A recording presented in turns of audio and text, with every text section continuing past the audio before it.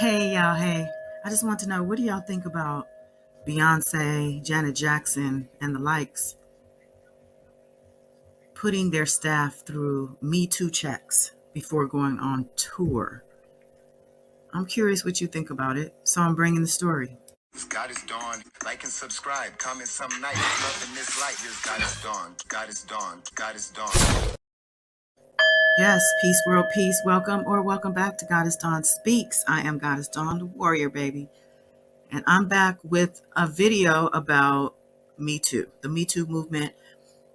I personally of the Me Too movement. I know that a lot of people, men and women, villainize the Me Too movement in saying that they're overplaying their hand and they've overstretched things when it comes to, dismantling the systems of sexual violence, and specifically in workplaces, but really just in general. What's the problem with dismantling sexual violence?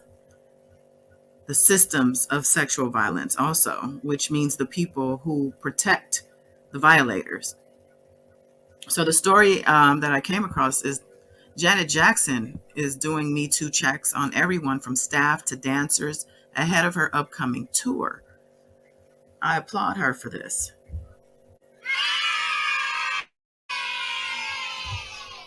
And the kids love it. Let's talk about it. Janet Jackson is making sure no one involved in her next tour has a history of sexual assault. For her Together Again tour, she is doing Me Too checks on everyone from staff to her dancers, The Sun reported. Beyonce also did this while recording her Renaissance album after Drunken Love. Producer Detail was arrested for sexual assault. Janet is taking a leaf out of Beyonce's book and is implementing Me Too checks as she prepares for her Together Again tour. The checks will see everyone from her dancers and bandmates to crew and general staff vetted to ensure they don't have a history of abuse. The insider added that doing these background checks cost a pretty penny, but to Jackson, it's worth it. It's not cheap to do, but for Janet and those close to her, creating a safe and kind work environment is more important than profits. She also wants a completely non-toxic working environment for all her staff, and by implementing these early checks, she is eradicating the risk. The next tour, which will also feature Ludacris, is expected to bring in many millions for the All For You singer, causing her to proceed with extra caution. Janet's Together Again tour is expected to generate over $70 million and will be a massive event. A show that big and of the scale cannot afford anything to happen to it. Janet is determined everyone working on the tour can be completely comfortable and that they are in a safe environment. Janet's Together Again tour kicks off April 14th in Hollywood, Florida, and will then hit cities like Birmingham, Atlanta, New York, LA, and more. And the grand finale of her tour will be June 21st in Seattle, Washington. So with all of that being said, obviously this is also a PR move and promotion tactic, I guess, for Janet's tour. But at the same time, I think that the message is important, as she and her staff are letting people know that Janet is not for the bullshit or the buck shit, okay, when it comes to sexual violence, sexual assaults, and especially in a work environment. She wants to make sure that her people are good. And Janet, with the money that she has, can afford to make sure that this is implemented, right? But there are a lot of other artists who really have no say in such matters.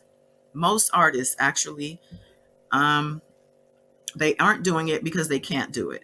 And so hopefully, this will encourage other tour companies or whoever is behind all of the tour managements out there will take a page out of this book. I think that Beyonce, Janet, they're to be commended for taking this extra precaution. It might cost a little more money, but they have the money to spend on it, and it's worth it. Now, I am curious as to what the vetting process is actually. How do they vet the people? Do they just ask questions?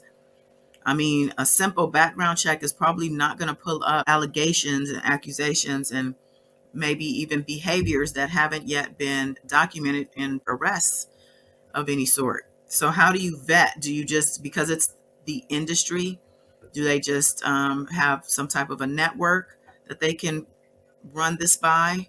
People and who have been in the business for years. Maybe they have a committee.